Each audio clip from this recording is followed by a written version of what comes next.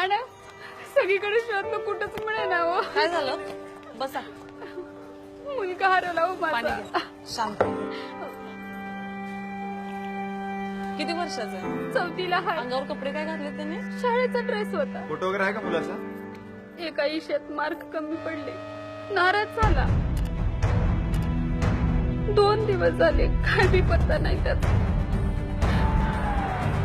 शहरात गेला तर कसा मिळेल परत? उपाशी असेल माझं लेकरू. समधी गाव शहर पेंचून काढा साहेब. आता शेवटी तुमचाच आधार आहे मला.